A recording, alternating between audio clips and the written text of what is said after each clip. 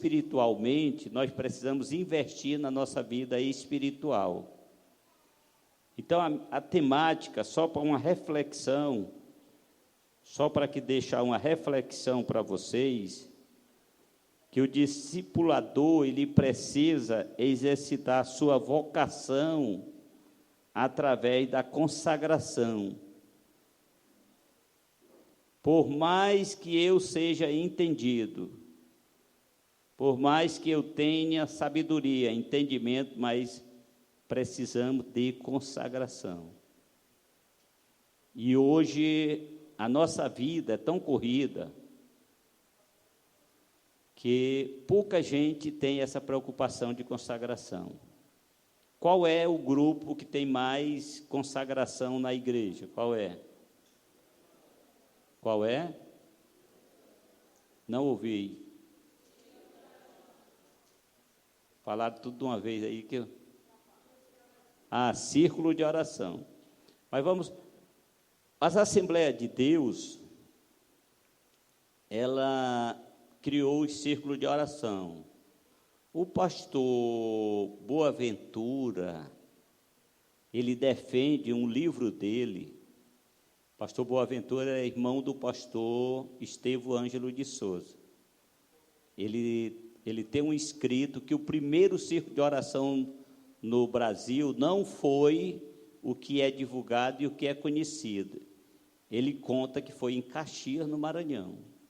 Ele conta num livro, que depois surgiu o de Recife. Mas tem no livro dele, na biografia dele. E os círculos de orações foram criados, e hoje nós temos o público feminino com maior consagração nas Assembleias de Deus. Embora tenhamos alguns exageros, dentro dos círculos de oração, dentro dos departamentos femininos, mas é o melhor que a gente tem. Porque aqui e acolá aparecem uns exageros. Mas esses exageros é as pessoas querendo acertar. E a gente, como pastor, precisa ter cuidado para não tolir certas ações, que tem hora que a gente está tolindo ações que são de Deus, e a gente muitas vezes está confundindo. Então, nós precisamos, como discipulador, ou discipuladores, ter dedicação e consagração. Então, a minha reflexão é só nesse sentido, rápido aqui, porque eu quero ouvir o pastor Josadac, mais ainda. E para a gente poder ter essa preocupação com a nossa consagração.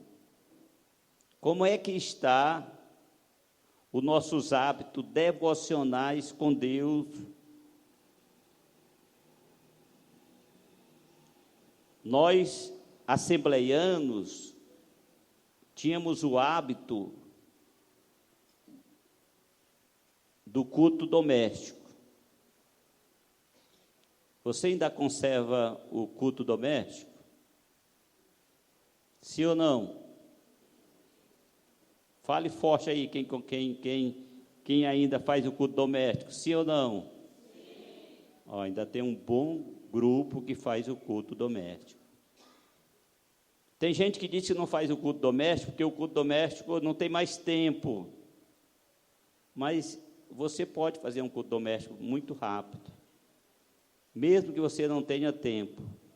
O que é um culto doméstico? É você, ao menos, fazer uma oração ali junto com a família, do mínimo. Ou cantar. Dentro de 1 minuto você faz um culto doméstico, se você não pode, se você está correndo. Simplesmente, você pode dizer, fazer a leitura de um texto e fazer uma oração rápida, bem ligeiro. O culto doméstico correto é a gente acompanhar aquela instrução da EBD, aquela leitura diária. Eu já passei período fazendo culto doméstico de leitura da Bíblia. Aí, lendo a Bíblia. Aí, com o propósito de ler 2, 3 capítulos todo dia. Mas se você pode fazer um culto doméstico rápido. Foi na cruz, onde um dia eu vi. Amém? Aí lê a palavra. Jesus chorou. Senhor, te agradeço por esse dia, me leve em paz, guarda a minha família. Amém. Terminei o culto doméstico. Cantei, li a palavra e orei. Não foi ligeiro? Então não tem desculpa. Então, oração, quando eu leio Lucas 18:1, eu coloquei aí no material, você vai ver na segunda página, Lucas, hábitos devocionais com Deus de um discipulador, oração. Irmão, oração, o que é oração no sentido, oração, o que é oração? A melhor definição que eu vejo é o que está em Lucas 18:1. O que é que diz Lucas 18:1? Quem lembra aí? Cite aí. Rápido, bora ganhar tempo. Lucas 18:1. Propôs uma parábola sobre o quê? O dever de orar. Meu irmão, oração é o quê? É um dever. O crente que não ora não tem vida. Não tem vida espiritual. Então, é um dever. Eu e você temos que encarar isso. É fácil orar? Sim ou não? Principalmente orar de joelho, é fácil? Você passar 20, 30, 50 minutos, 1 hora de joelho, é fácil? Mas a gente tem que criar um hábito, forçar e aguentar, fazer sacrifício, para depois a gente começa a se adaptar. Aí tem gente que não vai se adaptar, porque ele quer orar logo a primeira vez, quer orar 1 hora. Você não vai conseguir. Você tem que fazer um exercício. Tem que fazer um exercício. Então, a oração é fácil demais, irmão, falar de oração. É muito fácil falar de oração. Qualquer um falar de oração é muito fácil. Agora, praticar que não é fácil. Então, nós devemos conservar o hábito da oração, um dever. Outro hábito, leitura da palavra de Deus, que eu, como discipulador, eu preciso ter. E leitura só se adquire ela com o hábito. Tem que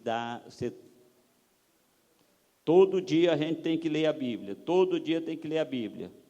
Quem foi que não almoçou hoje? Tem alguém que não almoçou? Todo mundo almoçou, né? Tem alguém que não tomou café?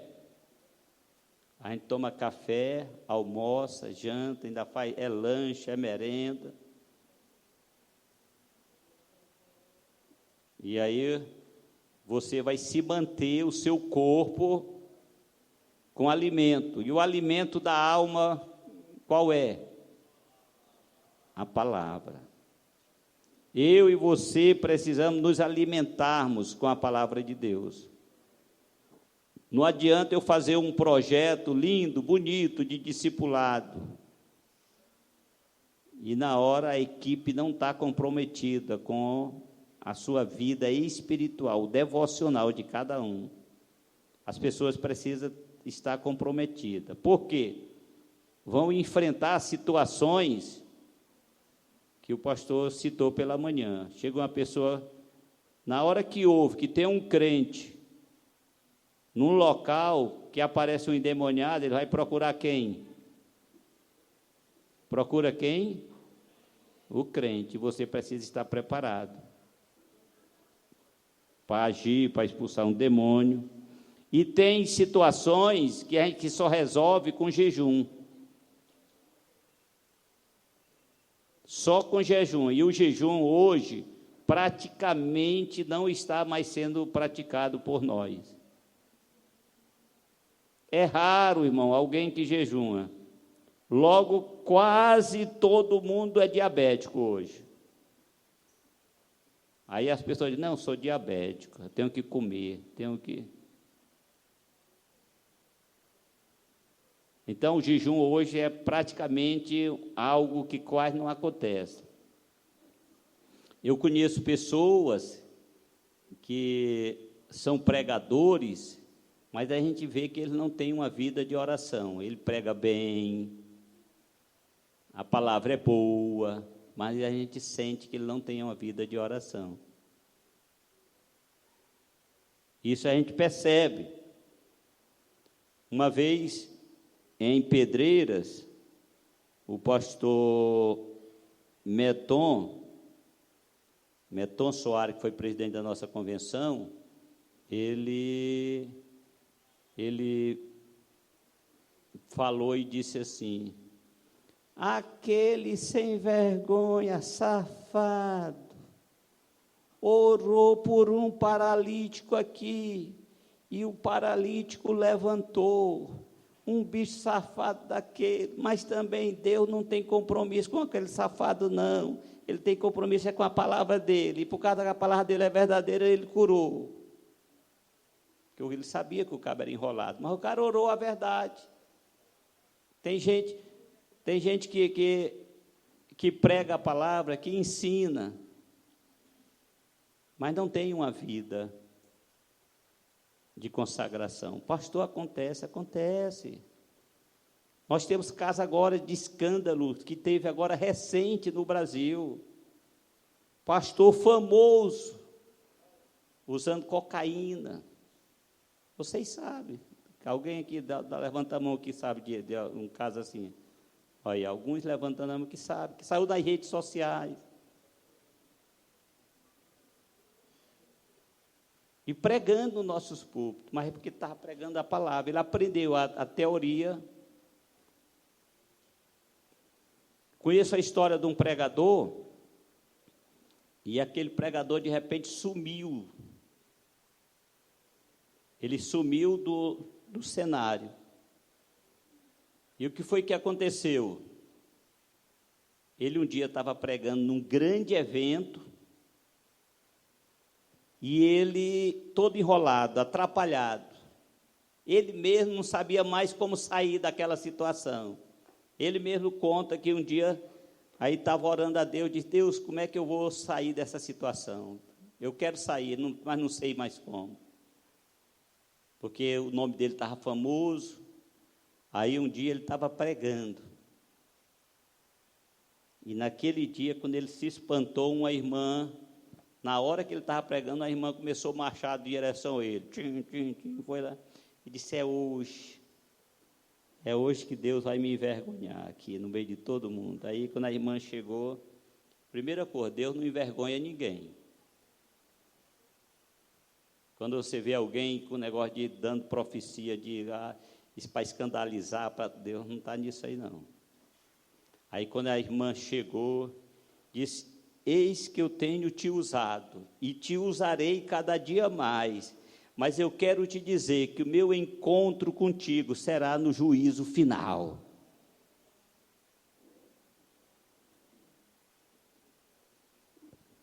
Não tem os pregadores lá do Novo Testamento que pregaram e pregavam, e ó, Jesus, estão expulsando demônio no teu nome, estão fazendo milagre no teu nome, deixa. Como foi que Jesus disse? Como foi? Quem não ajunta, não espalha. Quem não é comigo, quem não é contra mim. Então, irmão, então eu e você precisamos ter uma vida de consagração, de jejum, oração, leitura da Bíblia. exercitar a fé, frutificação. Aqui esse texto aqui mostra que dos propósitos de ser discípulo é frutificar.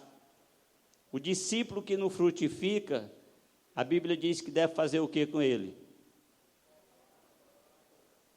Jesus ainda manda fazer ainda dá uma chance. Ainda dá uma chance. Manda botar ali um adubo, manda dar uma chance. Mas no próximo ano a gente vai ver se vai dar fruto, se não vai. Então nós devemos frutificar, porque nós só estamos aqui realmente porque a graça de Deus é tão grande para conosco. Se não fosse a graça de Deus, irmão, nós não estaríamos aqui. A graça de Deus é tão poderosa que é ela que nos impulsiona para trabalharmos. Você está aqui, eu estou aqui, nós estamos aqui é pela graça de Deus. Eu acho fantástico o texto de 1 Coríntios. Eu vou até dar uma olhadinha aqui para mostrar para você. Olha esse texto de 1 Coríntios, capítulo de número 15. É uma coisa extraordinária. Paulo escrevendo, aí ele diz assim, Paulo está falando aqui, fazendo aqui uma defesa, e ele diz assim, sobre a questão do apostolado, e ele diz assim, e por derradeiro de todo me apareceu também a mim como um abortivo. Então Paulo, aqui, olha só como é que ele se coloca, aí ele diz, porque eu sou o menor dos apóstolos. Olha só a expressão de Paulo, eu sou o menor dos apóstolos, que não sou digno de ser chamado apóstolo, pois que persegui a igreja de Deus. Aí olha o versículo 10, o que é que ele diz? Mas pela graça de Deus. Como é que ele diz? Mas. Aí o que é que ele diz? Sou o que sou. Eu e você só somos alguma coisa pela graça de Deus. Aí ele diz, olha, sou o que sou, e a sua graça para comigo não foi vã. Olha só, irmão, que maravilhoso. A graça de Deus não foi vã para Paulo, também como não foi vã para nós. E essa graça é Jesus. Então, só em nós ter aceitado a Jesus, ele se teve misericórdia de nós. Aí ele diz, a sua graça para comigo não foi vã. Aí ele, olha só o que antes trabalhei muito mais do que todos eles. Agora Paulo se exaltou, não foi? Se exaltou sim ou não? Sim ou não? Preste atenção ao texto, irmão. Será que Paulo se exaltou? Ele diz assim, olha só, antes trabalhei muito mais do que todos eles. Aí ele diz, todavia, olha só, todavia não eu, mas a graça de Deus que está comigo. Quer dizer, Paulo reconhece que se não fosse a graça de Deus, foi a graça de Deus que trabalhou. Ei, se você que está me olhando, você que está me vendo, se você hoje está bem, se você hoje é bem visto lá na sua congregação, no trabalho onde você passa, se você faz as coisas corretas e as pessoas estão lhe elogiando, você está com saúde, com paz, com alegria, com felicidade, ei, isso tudo é por causa da graça de Deus. Não é eu, não sou eu, não é você, é a graça de Deus que está em nós. Quando um dirigente, quando um discipulador é bem-sucedido, Não sou eu, é a graça de Deus. É a graça, nós temos que ter essa certeza. Aí olha só, aí Paulo diz, todavia não eu, mas a graça de Deus que está comigo. Aí pastor Josadac, eu acho fantástico esse versículo 11, também para fechar aqui esse pensamento, né? Para terminar de essa epígrafe aqui, esse dentro desse parágrafo. Aí olha só o que ele, olha o versículo 11, é uma coisa extraordinária do versículo 11, como é que ele fecha, que ele diz, então, ou seja eu, ou seja eles. Ei, pastor, eu que sou pastor, você que é pastor. Paulo está dizendo, ou seja eu, como pastor, ou seja eles, os auxiliares, os discípulos, os cooperadores, os ajudadores. Então, ou seja eu, ou seja eles, assim pregamos e assim haveis escrito. Ei, ou seja eu, ou seja ele, mas a pregação vai acontecer e vai ter alguém para crer. E como diz lá no sertão, esse bicho achou de sentar bem aqui logo. Vai para lá, para Curitiba.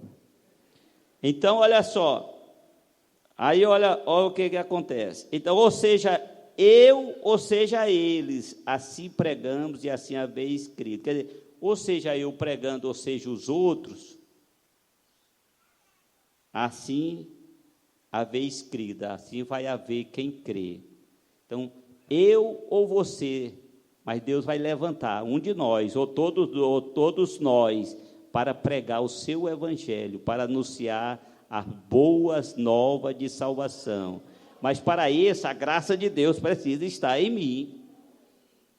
Eu preciso transpirar a graça de Deus, internalizar. Então, nós precisamos exercitar a fé. E a fé, o versículo que eu coloquei aí, está em 2 Tessalonicenses 1:3, ele fala justamente, 2 Tessalonicenses 1:3, olha, diz assim, sempre devemos, irmão, dar graças a Deus por vós, como é de razão, porque vossa fé cresceste muitíssimo, e a caridade de cada um de vós aumenta de uns para com os outros. E como é que essa fé cresce muitíssima? Como? Como é que a fé cresce muitíssima? É você participando de tudo que tiver na igreja. É você lendo a Bíblia, é você jejuando, é você orando, é você participando. Então a fé, ela cresce. Ela vai crescendo. Aí nós colocamos aí ser discípulo, que é bem conhecido, é uma forma devocional, nós precisamos ser discípulo de verdade, né? Vou saltar aqui, amar, João 13, 34, 35, evangelizar, precisamos evangelizar, aí é o texto que nós lemos de Mateus 28, 18 e 20, e de fazer discípulo de todas as nações. Eu gosto de dizer, pastor Josadac, eu não sei se eu estou certo, mas eu digo assim, que a primeira etapa o discipulado só tem 2 etapas na minha visão. Me corrija se eu estiver errado. A primeira etapa do discipulado, ela tem um fim. É quando cumpre essa palavra aqui, ó. Ide, ensinai, batizando-os, ide, fazei discípulo, que é a tradução melhor, batizando-as em nome do Pai, do Filho e do Espírito Santo. Então, a primeira etapa que eu entendo é quando você consegue fazer a pessoa ir ao batismo. Nós precisamos fazer as pessoas ir ao batismo, é a primeira etapa. Aí, a partir daí, vem a segunda etapa do discipulado, aí essa não termina mais. Não sei se eu estou correto com esse pensamento, tá? Porque o projeto de Deus aqui é fazer as pessoas ser batizadas. Então, eu e você precisamos ter uma vida devocional com Deus, que as pessoas venham se espelhar em nós. E esse espelho, a pessoa, uma das coisas que ele queira desejar é ser batizado, receber o batismo. Hoje foi falado muito sobre o exemplo, a força do exemplo. Eu lembro do testemunho de um missionário, que esse missionário, ele trabalhou numa região inóspita, e de muçulmano, e ele trabalhou, e ele não conseguia ganhar as pessoas para Jesus. As pessoas, ele não conseguia o linguajar, o entendimento, tinha dificuldade. Só que ele tinha uma vida exemplar. Chegou o tempo dele ir embora. Aí ele foi, e a igreja mandou outro missionário para substituí-lo. O outro missionário sabia se comunicar bem com o povo, tinha facilidade, e o povo entendia ele. E o missionário começou a pregar sobre Jesus, sobre a vida de Jesus, quem era Jesus, o que Jesus fazia, o comportamento de Jesus, o caráter de Jesus. O que foi que aconteceu? Aquele povo daquele local diz: pois Jesus morou conosco. Como assim? Foi, Jesus morou conosco. Jesus morou conosco? Morou com nós aqui. Não, foi o missionário que foi embora. Ele era esse homem aí que o senhor está contando essas histórias, tudo. Ele era desse jeito, ele praticava isso, ele morou com a gente. Aí aquele povo aceitou a Jesus como Salvador. Mas eles entenderam quem era Jesus pela vida que aquele missionário vivia, praticava. O seu exemplo de vida fez com que aquelas pessoas aceitassem a Jesus como Salvador. Uma coisa que, um hábito devocional que o discipulador precisa ter, estou encerrando, é praticar o perdão. Disse que seria rápida a palavra. Irmão, isso aqui é uma coisa que as pessoas carregam muito mágoa. Carregam mágoas. A CPAD tem uma lição do discipulado antigo que tinha o discípulo e o perdão.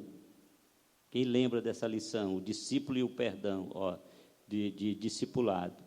E eu fui pastor no interior, hoje eu sou pastor em Cururupu, e de vez em quando ele troca lá, eu troco aqui, aí, em Cururupu, e o pessoal pensa: pastor Antônio José nunca foi pastor de interior. Não, eu fui pastor de interior, durante 9 anos e 2 meses. Interior, irmão, que não tinha um banheiro, era sentina. Você está entendendo? Povoado que tinha congregações com 23 casas, outros com a sede do campo, tinha 120 casas. Então, eu fui pastor de interior, eu sei o que é o interior. Entendeu? E eu estava dando uma aula uma vez, que eu pegava a revista do discipulado e passava na congregação. Eu tirava nas congregações um dia, ia para a congregação A, dava discipulado, aquela lição. No outro dia ia para outra, a mesma lição, na outra, e assim eu fazia todas as lições. Eu fiz nas congregações, nessa época. E eu me lembro direitinho, um local por nome chamado Tapera Grande, eu dando a lição sobre o discípulo e o perdão. E quando eu estava no meio da lição, uma moça se levantou e caiu de joelho na frente chorando, que ela queria aprender a perdoar, porque as pessoas têm dificuldade de perdoar. E o perdão, você primeiro precisa aprender a perdoar a si mesmo. Perdoar a si mesmo. Eu conto uma história que pastor Francisco Borges conhece, lá em Caxias tem uma moça, uma senhora, e toda vez que, eu não sei se ela ainda está ainda fazendo isso, ou se ela está lá ainda, mas ela, toda vez que um pregador estava pregando, alguém estava ministrando a palavra, que fazia o convite para a minha frente, ela vinha. E ela tinha um remorso, que esse remorso nunca saía da vida dela. E aí, qual era o remorso? O remorso dela era por uma coisa simples. Não era uma coisa tão complicada. Mas o que foi que você fez? Não, é só porque eu cortei a barriga de uma mulher que o fato dela caiu. Só por isso, rapaz. Aí ela tinha um remorso por causa daquela ação que ela fez. E ela nunca conseguia se perdoar por causa disso, né? Ela não se perdoava. Mas aí a Bíblia, o discipulador, tem gente que não consegue se perdoar ele mesmo. Precisa primeiro se perdoar a si mesmo, para aprender a perdoar os outros. Há uma necessidade. E a Bíblia diz que não há nenhuma condenação para quem está em Cristo Jesus. Então, se você é uma pessoa que, de repente, não consegue se perdoar, aprenda, procure, se perdoe a si mesmo, para aprender a perdoar os outros. E eu botei aqui, por último, ser gratos, né? Ser grato. E tem mais um comentáriozinho. Então, a gratidão é algo que nós não podemos deixar abandonar. Não podemos, a gratidão, ser grato. Então, eu e você precisamos sermos gratos, aprendermos a ser grato. Tem gente que é ingrato. E os ingratos estão mais próximos da gente, são mais os familiares. Que tem de gente ingrato. E muitas vezes as pessoas que mais a gente ajuda é os que são mais ingratos. Eu aprendi algumas coisas na vida. Eu não sou tão velho que nem o pastor Josafá, que ele já tem 62 e eu vou fazer 60 ainda, né? Não sou tão velho. A gente brinca muito, eu e ele sempre é na brincadeira. Aí, então, mas eu aprendi algumas coisas da vida. Uma das coisas que eu aprendi, que eu ensino nas igrejas,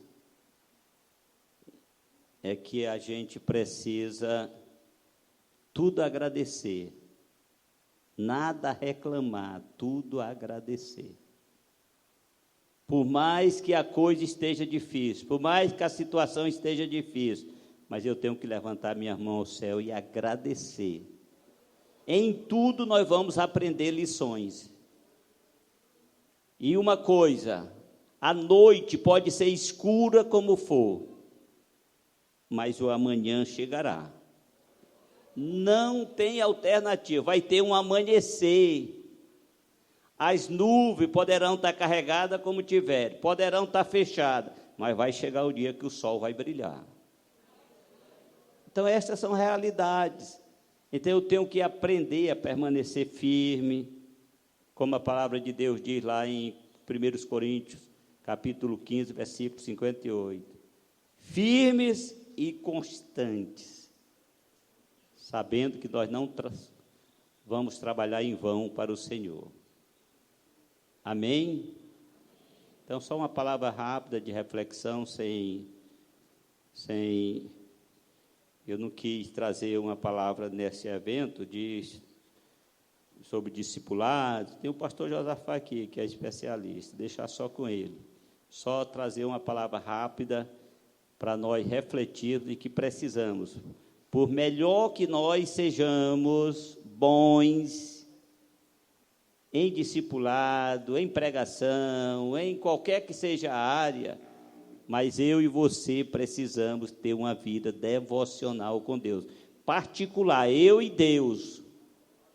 Eu ter a minha vida com Deus.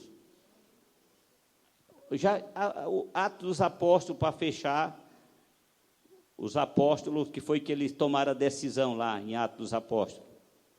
no momento que estava a questão das viúvas, no momento que estava precisando servir as mesas, o que foi que eles tomaram a decisão? Eles disseram assim: nós vamos constituir o diácono e simplesmente nós vamos permanecer no ministério de quê? Da palavra e da oração. Então, eu e você, principalmente que somos pastores, você que é obreiro da casa de Deus, tem que ter dedicação na palavra e na oração.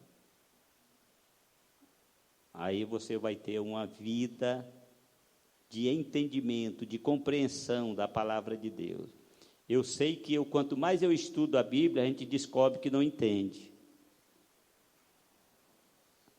Mas aí o cantor Jorge Binac, ele tem uma frase no hino, que eu gosto muito da frase, ele é caxiense, e tem muitos hinos conhecidos, que vocês todos conhecem, e é muito conhecido os hinos dele. Se eu for citar aqui, vocês sabem todos. O mais velho é que sabe os hinos antigos dele. A gente, o pessoal canta e não sabe nem quem foi que compôs, mas foi ele, uma seleção de corinho que as igrejas Assembleia de Deus cantam.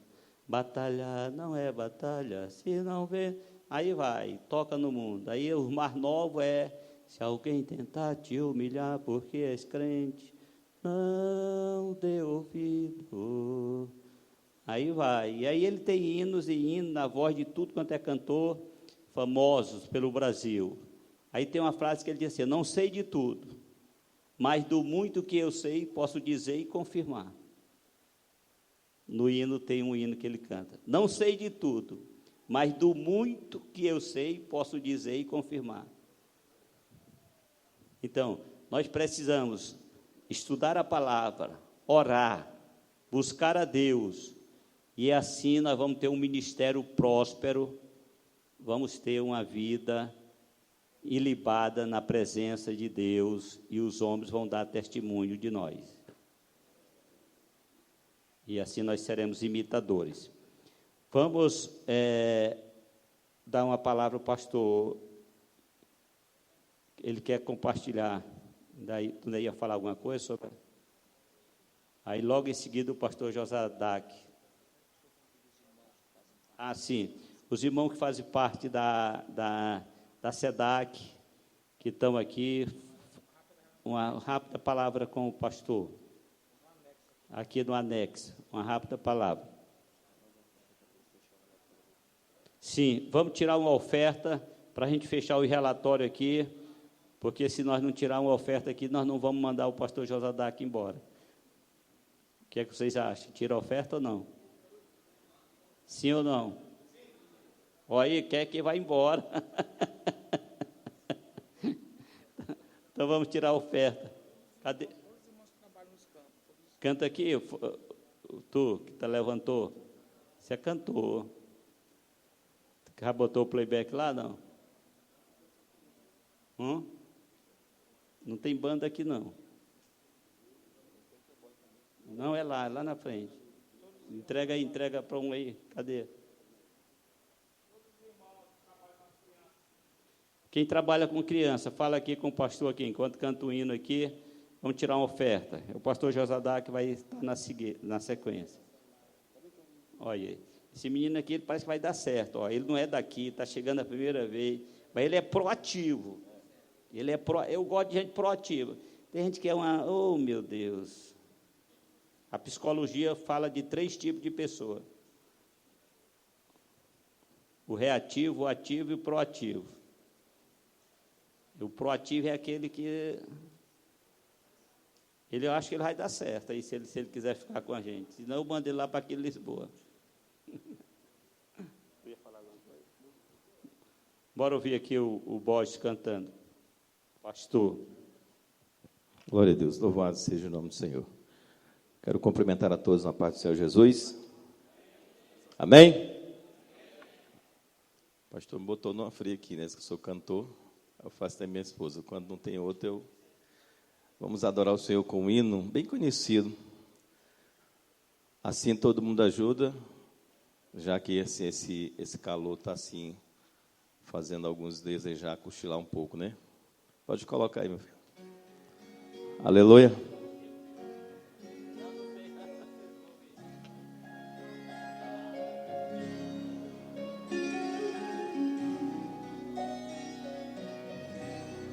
Bendito seja o nome do Senhor para sempre.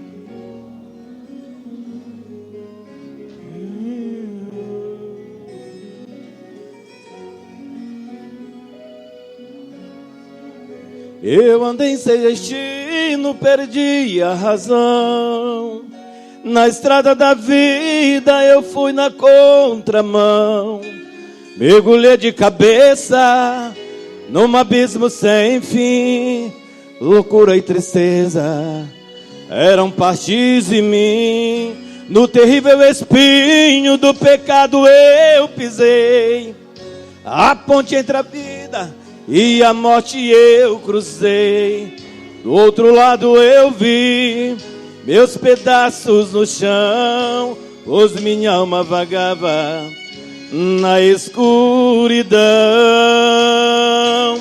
Das garras da morte o Senhor me arrancou, me mostrou a verdade que eu nunca quis ver. Acordei de um pesadelo e voltei a viver. Eu hoje estou bem, mas já estive mal. Sou dia de sol, mas já fui temporal. Fui barco à deriva, fui noite sem lua, verão sem calor. Hoje sou verdade, mas já fui engano. Já fui fonte seca, hoje eu sou oceano. A alma ferida, coração quebrado, Jesus consertou. Bendito seja para sempre o nome do Senhor. Aleluia.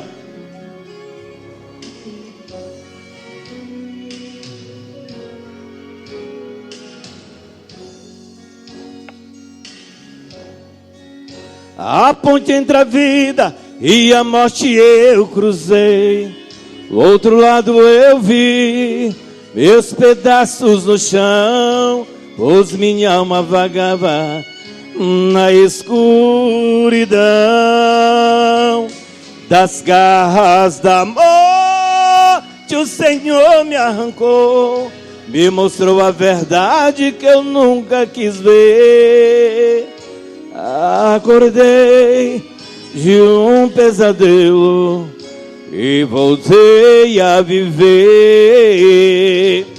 Eu hoje sou bem, mas já estive mal. Sou dia de sol, mas já fui temporal. Fui barco à deriva, fui noite sem lua, verão sem calor. Hoje sou verdade, mas já fui engano.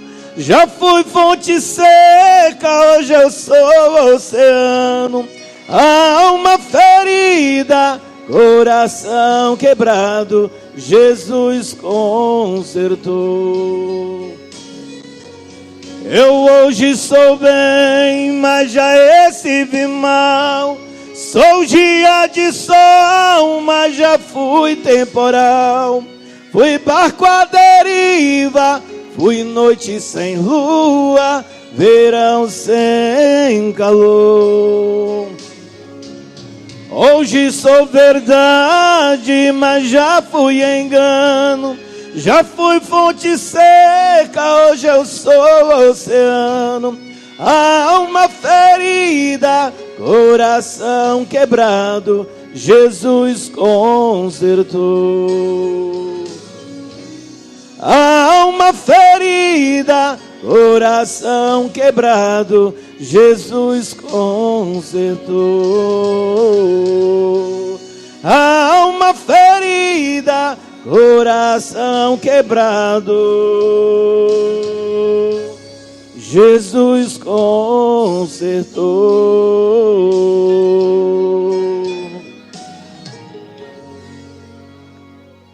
Glória a Deus. Meus irmãos, não tendo outro para cantar, dá para a gente chamar. Pastor Josadac.